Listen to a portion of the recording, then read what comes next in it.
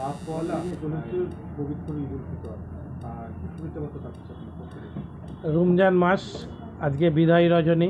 রমজান মাসের শেষ লগ্নে আমরা 29টা রোজা সম্পূর্ণ হলো আমাদের। কালকে রাত পোহালেই ঈদুল ফিতর।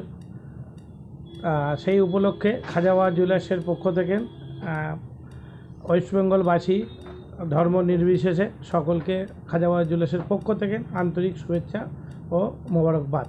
ঈদুল ফিতরের শুভেচ্ছা। রাস্তাঘাটে যে গাড়ি ঘোড়া চলাচল থাকে সেই হিসেবে কি বার্তা থাকছে?